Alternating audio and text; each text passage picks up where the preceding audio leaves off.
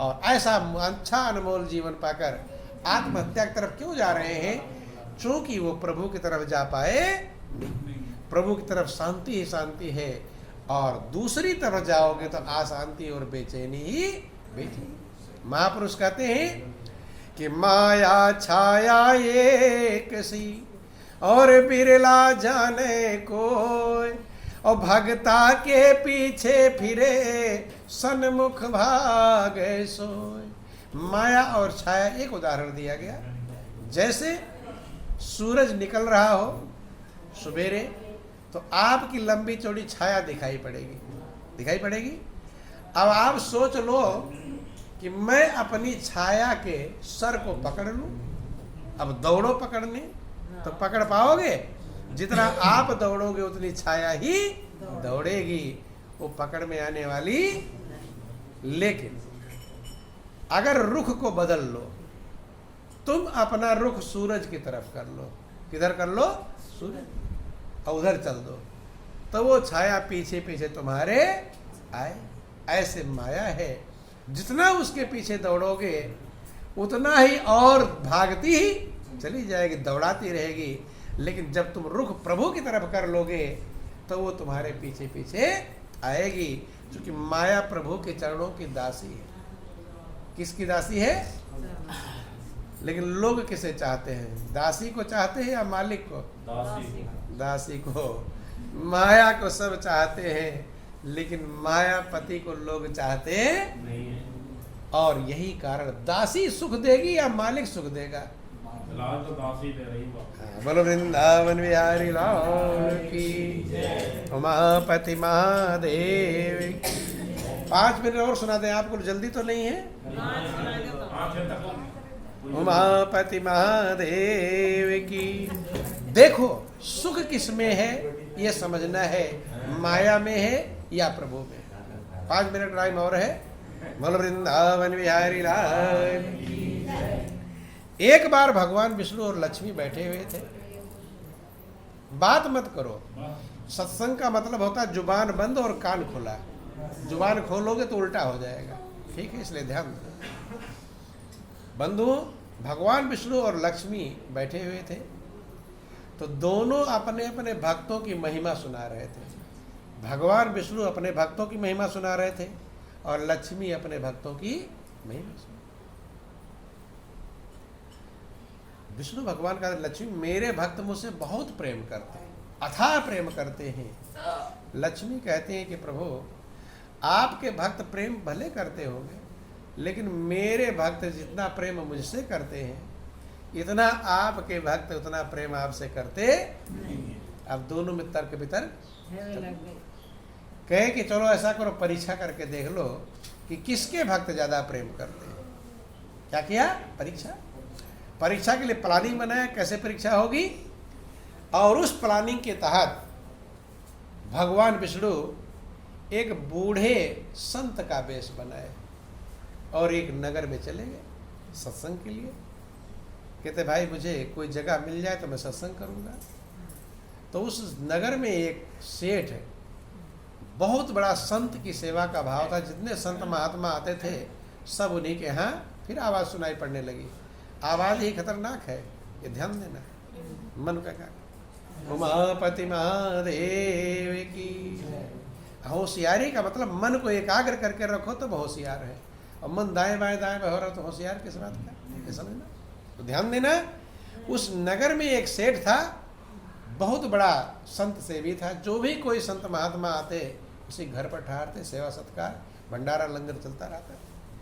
तो जब उन्होंने पूछा तो सबने कहा चले जाओ सेठ जी के पास। सेठ भी धन्य हो गए। आज धन्य में धन्य अति, जद्यप सब विधिहीन और निज जन जान राम मोहि संत समागम दी। सेठ ने कहा कि महाराज कई महल हैं, ऐसी महल हैं जहाँ जहाँ आप चाहो सत्संग वहाँ। मेरा तो कितना बड़ा सौभाग्य है, बहुत बड़ा मगन होगा। अपने महल दिखाने लगा, इसमें सत्संग रखना चाहो, इसमें जगह जगह कई सारे महल। संत ने कहा ये नहीं। लास्ट में नगर के बाहर घूमते हुए जा रहे थे, एक बगीचा था, बगीचे के पास एक कुआं था, एक झोपड़ी पड़ी थी। सेठ कहता कि महाराज जी ये भी आप ही का है। लोग क्या कहते हैं? ये नहीं कहते मेरा है, क्या कहते हैं? आप ही का है। और जिसको कह रहे हो आप ही का, तो लेकर जाने लगे फिर झंझट पैदा हो जाएगी। तो अंदर से कह रहे हो ऊपर से है, ऊपर से कह रहे सब महाराज आप ही का है, कहते हैं ऊपर से क्या? हाँ, बोलो वृंदावन बिहारी लाल की, महापति महादेव की। बंधु ध्यान, क्योंकि महाराज ये भी आप ही का है। संत ने कहा भाई यही जगह सही है सत्संग के लिए, यहाँ झोपड़ी के महाराज, यहाँ मच्छर मक्खी लगेंगे, वहाँ तो महलों में ऐसी ये सब व्यवस्था है। कहे नहीं मुझे यही पसंद है। तो कहा ठीक है, लेकिन संत ने शर्त रख लिया कि मैं रहा हूं अपनी मर्जी से और जाऊंगा अपनी। सेठ कहता है कि महाराज आप जिंदगी भर यहीं रहो, मेरा तो कितना बड़ा सौभाग्य है। संत के दर्शन से पाप कटते हैं, संत दरस जिम पातक टरई, पाप कटते हैं। बोलो वृंदावन बिहारी लाल की। बंधु हम सबको देख रहे हैं कौन क्या कर रहा है। ये पाप इसमें तैयार होते हैं। क्या होते हैं? सत्संग में विघ्न डालना, सहयोग करना तो पुण्य है, और विघ्न डालना पाप है। याद रखना, महापुरुष कहते हैं कि तीर्थ गई मैं नान का और मन चंचल चित चोर, और गई थी पाप उतारने लादी 10 मन और। पाप लाद के भी जा सकते हैं, यहाँ से पाप कटते भी हैं और लदते भी हैं, याद रख लेना, इसलिए गौर करो। बोलो वृंदावन बिहारी लाल की। बंधुओं, संत ने कहा मैं रहा हूं अपनी मर्जी से और जाऊंगा अपनी। देखो यहाँ भागवत किताब तो है नहीं कि पन्ना पलट कर पढ़ना है और सुनाना है, वो रील कहीं से चलती रहती है और तुम डिस्टर्ब करते हो, तो नेटवर्क कट जाता है, फिर कैसे आएगा? नहीं समझ में। बोलो वृंदावन बिहारी लाल की। ध्यान देना, कहते हैं कि सेठ की मैं यही हूं, ठहरूंगा, लेकिन जब मर्जी कहेगी तब जाऊंगा, बीच में कहे महाराज तो पूरी जिंदगी भर रहो, आप ही का है सब कुछ। अब ठहर गए, क्योंकि संत का नियम है जहां रहते सत्संग करते ही करते, सत्संग उनकी खुराक है। सत्संग चालू हो गया, लोग आने लगे। जब लोग आने लगे, धीरे धीरे भीड़ जमा होने लगी, सम्मगन होने लगे। तो 2-4 दिन बीता होगा, लक्ष्मी जी एक बुढ़िया का वेश बनाकर आई। परीक्षा का सेटिंग था, कैसे होगा? बूढ़ी स्त्री का वेश बनाई, गंदे संदे कपड़े हैं, मक्खियां भिनक रही हैं, झोली झंडी टांगे आ गई और पीछे जाकर बैठ गई। इधर सत्संग हो रहा है, तो जैसे बैठी तो मक्खी फक्की थे सब और खिसक गए दूर, गंदे व्यक्ति से दूर भाई खिसक गए। अब थोड़ी देर बाद उस बुढ़िया ने अपने झोली में से एक सोने का गिलास निकाला। क्या निकाला?